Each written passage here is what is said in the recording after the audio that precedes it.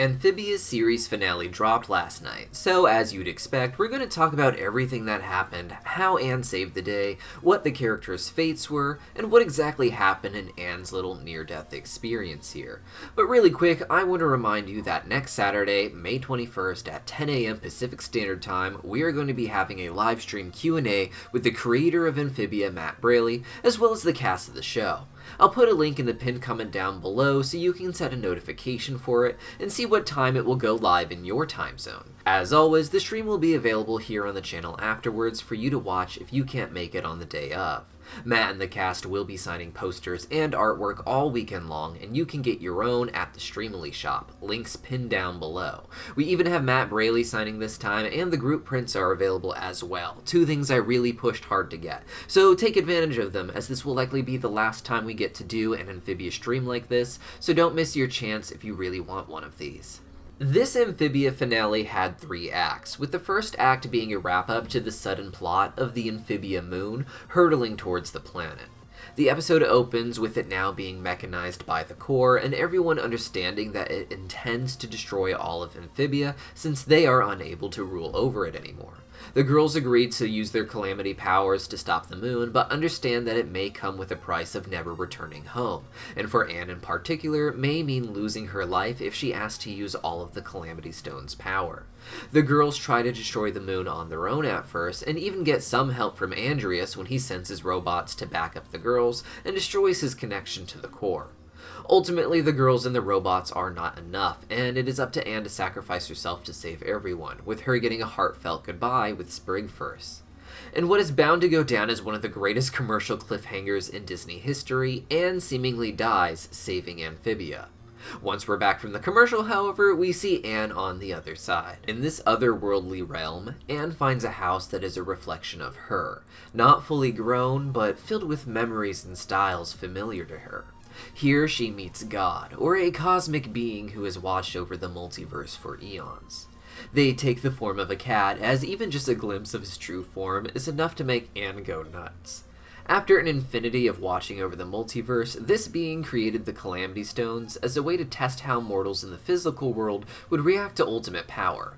10,000 years later, Anne is the only one to use it for good and ends up sacrificing herself in the process, making her the next logical successor to Guardian of the Multiverse. It is interesting to note here that this Anne is not the real Anne, but a copy of Anne, a backup made right before she died. This has some interesting implications for the nature of death in Amphibia. Why would this Guardian use a copy of Anne instead of Anne herself?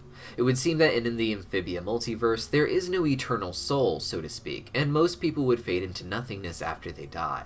Anne technically experienced this same fate, but this Guardian created a copy of her that can somehow go on to do his job, or even return to Earth in a physical form. If the real Anne's soul still existed, he could have asked her to take over for him, or even send her back to Earth and make a copy of her again if he had to use a copy to replace himself for whatever reason. The Guardian created Anne 2.0 to take over for him, and when Anne refuses, she manages to convince the Guardian to send her back to Earth. Anne explained that even though she was happy about the sacrifice she made a lot of mistakes too, and would continue to make some more, as that is part of life, learning and growing to become a better person, the way she and her friends all have.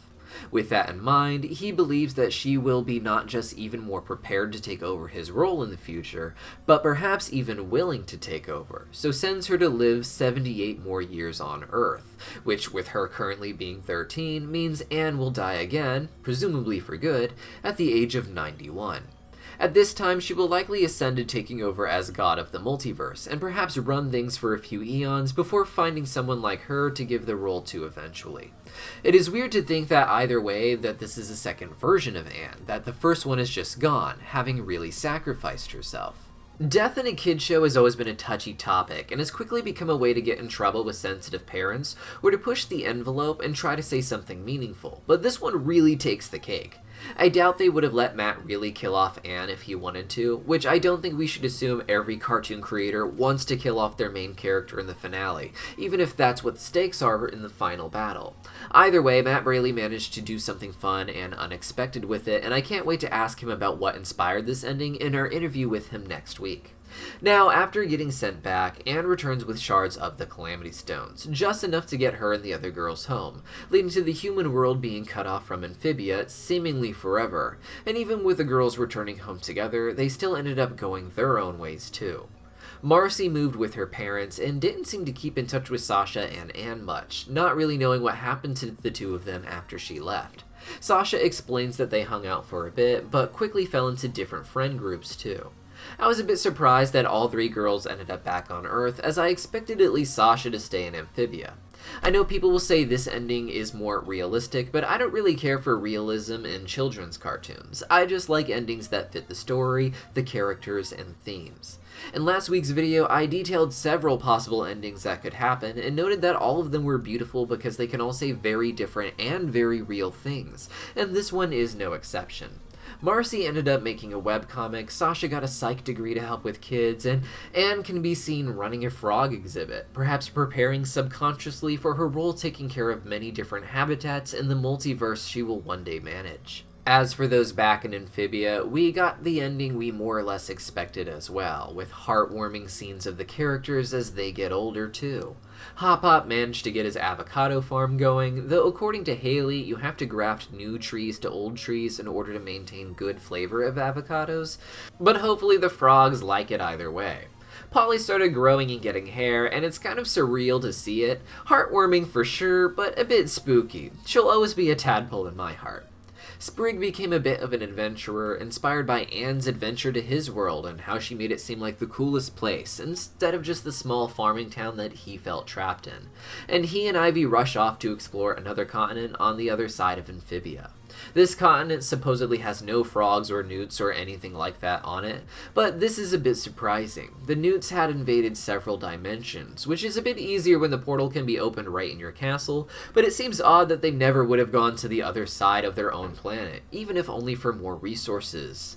A lot of cartoons leave plots open for possible future adaptations, and while few return with real sequels as cartoons, many get follow-up comics and short books that expand on the worlds, and I could see Amphibia having some cool comics about Sprig and Ivy going on adventures on the other side of the world. But what do you guys think? How did you feel about this finale, and what are you going to watch now that it's ending and Owl House is on its way out soon? Let me know what you guys thought about everything in the comments down below, and while you're down there, don't forget to check out the link to our live stream with Matt Braley and the cast of Amphibia for next week, as well as the Streamily link where you can get autographed prints of your favorite Amphibia characters. Joining us for the stream, we have the Planter family with Bill Farmer as Hop Hop, Ashley Layton as Polly, and Justin Felbinger as Sprig.